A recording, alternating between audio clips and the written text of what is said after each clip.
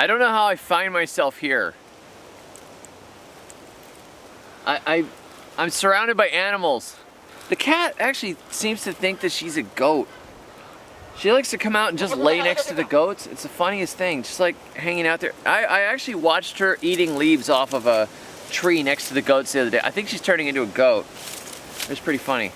All right, sweetie, get down. So, today I just wanted to show you something really quickly. I am not an expert on animals, on raising animals. We have had goats before in the past. We did okay with it. We had some milk, but we had the wrong variety. We had Nigerian dwarfs, and they were actually crossed with pygmies, and so we didn't really get as much milk as we needed, which is why we went and we got bigger milk goats this time around. We realized, you know what? We've got all this brush they can eat and help themselves.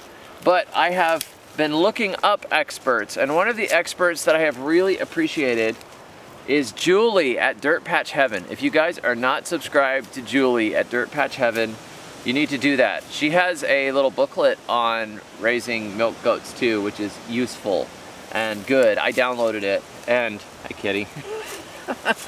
Anyhow, this cool trick here allows us to tether out the goats. You see how there's this piece of PVC? They will step over this and they can't wrap a rope around their necks. If you know anything about tying out goats, goats will hang themselves.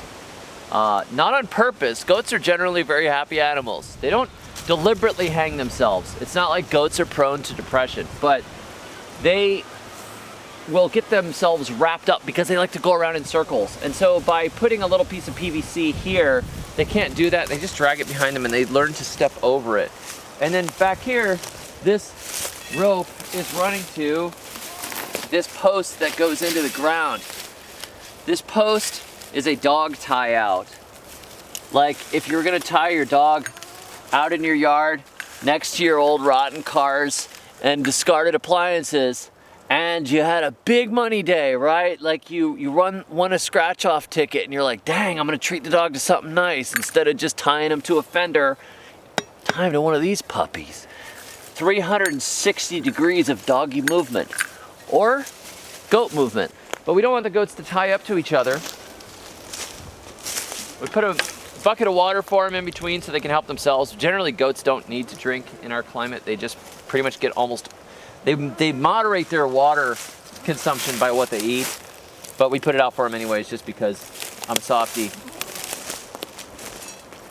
So she is tied right here. And she's wandering around over there through the brush and not choking herself, which is important. We just cut this pathway through here with a tractor, and the goats can eat this stuff up and turn it into meat and eventually milk. And I'm gonna show you our little enclosure that we made. This is where they stay at night so the dogs or coyotes or panthers or behemoths don't get them. And you saw in my last video where I was talking about the goats, we had cattle panels.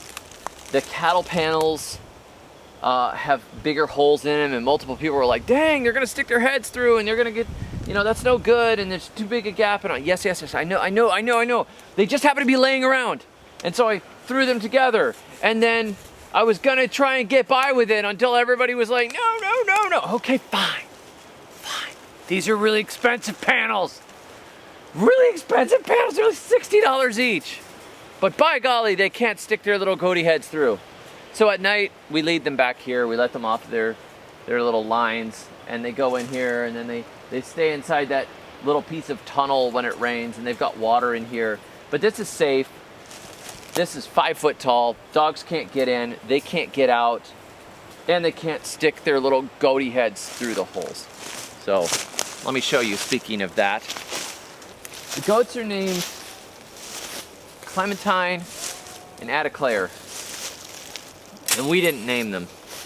They were named by the previous owners, and I like those. Those are nice, cute names. I don't know where Attaclaire comes from,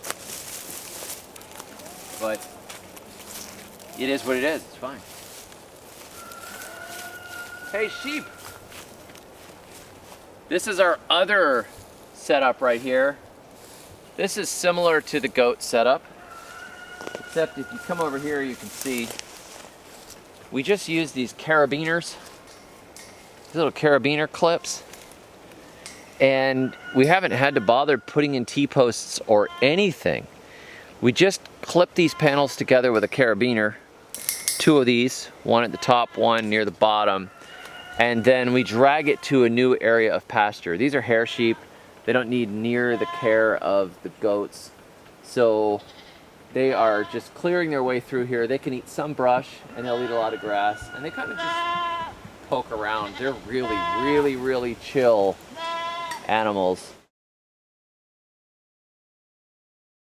Right now we are looking to get a couple does that are already in production if possible, or close to being in production, because the 2 that we have are not proven, and it's going to be a long time before they make milk. Like, could be 6, 7, 8 months depending on when they get bred, when they give birth, when we wean off the kids. So we're looking for production animals. If anybody knows of a dairy goat person raising dairy goats that's cool and wants to work with us, we would like to buy a couple of does if possible. So if you know anybody down in the lower Alabama area, between basically Pensacola to Mobile, Atmore, Stapleton, any of that area, please let me know, because we are hunting for very productive animals that are going to make a lot of milk and are not unproven. So thanks for joining us. I just kind of wanted to show you this while you're thinking of it. My daughter wrote a nice article on the systems that we've been creating and some links to various things, and I will put a link to that article below. And also, if you are not a member of this channel or a member of my Patreon page, October 31st, Halloween, Baphoemus 3. It's going to be members only and Patreon patrons only, because it is actually kind of scary.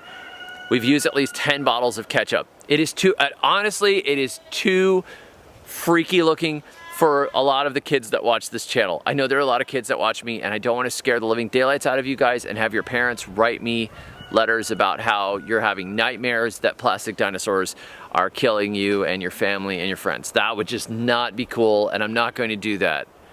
This is a sacred trust that I have here. So it's only those somewhat demented people that actually sign up as members that I'm gonna put the video up for. But stay tuned, we're gonna film the rest of that today. Thanks for joining me. Until next time, may your thumbs always be green.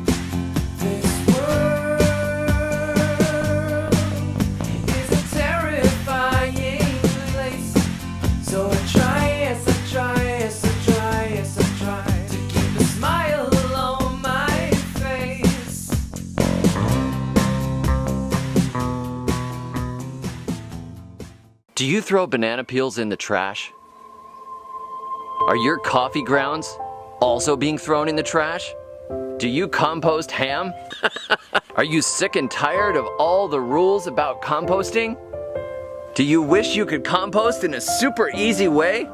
And stop throwing things in a landfill? And stop being a terrible person? Click on the link below and sign up and get my new composting booklet, which shows you how to compost easily and simply with hardly any work at all. It's insane how easy it is because it follows natural principles. Sign up now. Quantities are not limited.